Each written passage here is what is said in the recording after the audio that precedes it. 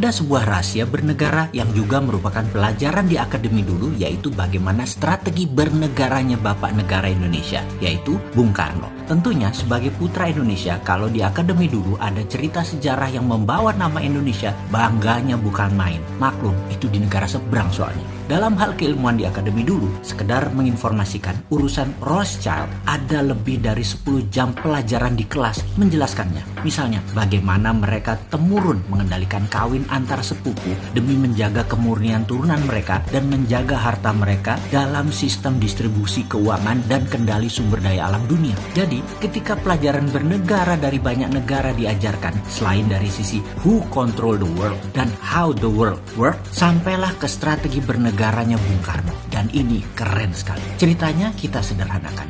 Di dalam membuat mineral 99,9%, misalnya emas, platinum, perak, itu prosesnya dari gunung, batuan atau tanah diambil, diproses tambang, dimasukkan smelter, di refining, jadilah metal murni. Metal murni dari mineral tambang. Proses membuat 1 kg emas dengan 1 ton emas ya sama saja mata rantainya. Disinilah kejeniusannya Bung Karno dimulai. Dia merasa mengapa harus menunggu mineral metal itu ada dulu baru kita manfaatkan sebagai alat jual beli metal atau alat tawar, dijadikan underlying terbitnya mata uang atau currency. Oleh Bung Karno apa yang dilakukan? Data di gunung, dihitung cost accountingnya, maka diperkirakan misalnya dengan kecepatan 10 tahun nantinya akan dapat 1000 ton emas misalnya. Maka ketimbang nunggu 1000 ton itu ada, rupiah di print saja senilai 1000 ton emas sekarang, di mana modal untuk membuat 1000 ton emas tersebut mulai dari mining proses hingga pemurnian refining katakanlah 30%-nya. Lah,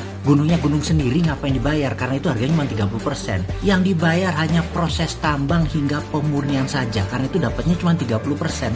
Yang 70% uang cetak tadi untuk membangun proyek produktif. Dan proyek produktif seperti industri tidak harus di Indonesia, bisa di luar negeri. Proyek industri tadi adalah underlying lapis kedua selain emas dan hasil metal mineral tambang di Indonesia tadi. Dengan ide tadi, maka di tahun 1955 sebagai dasar undangan 50 negara hadir di Indonesia dalam konferensi Asia Afrika, dikatakan bahwa mereka atau kita bersama-sama akan membangun poros tengah negara non-blok, tidak miring ke Soviet, tidak miring ke NATO Amerika. Non-blok akan membangun kekuatan ekonomi dengan porosnya Indonesia dan akan membiayai banyak proyek industri di negara-negara non-blok. Apa yang terjadi? Benarlah hadir pemimpin revolusi dari setiap negara dalam undangan tadi. Tiongkok, India, Pakistan, Mesir, Korea Utara, Kuba, semua tokoh revolusioner semua mengharap dukungan Indonesia. Bayangkan ada Nehru, Gamal Abdul Nasser, Bhutto, Mao, dan tokoh legendaris dunia lainnya hadir di Bandung, kota kecil dari negara yang baru 10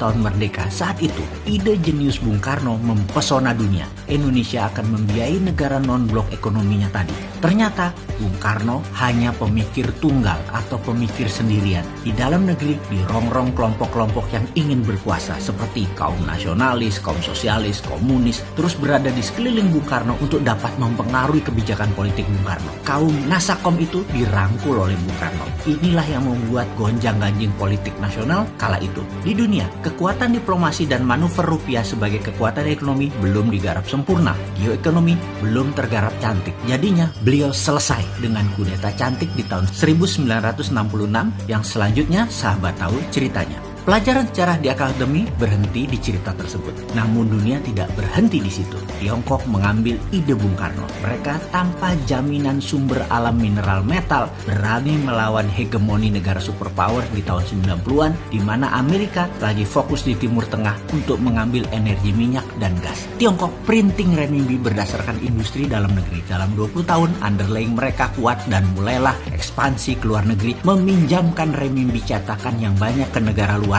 dengan nama obor, One Belt, One Road. Lebih sempurna rencana Tiongkok bukan hanya meminjamkan renminbi, tetapi juga teknologi, peralatan permesinan, tenaga kerja, semua harus dari Tiongkok. Sempurna rencana mereka jauh lebih baik daripada rencana awal Bung Karno. Ide Bung Karno jenius, tapi anak cucu dan putra bangsa nggak paham akan geopolitiknya Bung Karno. Strateginya mudah dibaca waktu itu dan mudah dipatahkan karena Bung Karno sendirian. Sekarang, mengapa kita tidak sempurnakan lagi ide Bung Karno, ide Patih Gajah Mada, ide Tiongkok dengan menggunakan sumber daya alam dan rupiah. Beranikah kita melakukannya? Sekarang kita tidak boleh terjebak obor Tiongkok lagi dan permainan hutang serta bunga IMF Amerika. Kita harus bermain cantik di antara dua kekuatan. Dengan kekuatan mineral road, kita mengingatkan jangan miring ke Amerika, jangan miring ke Tiongkok. Saat ini kita miring ke salah satu sisi. Kita tidak netral lagi. Kita bisa dilihat menyalahi amanah undang-undang sebagai negara netral, negara bebas aktif. Dan informasi ini hanya mengingatkan, gunakan lebih dari satu hati di dalam mengelola negara. Hati-hati.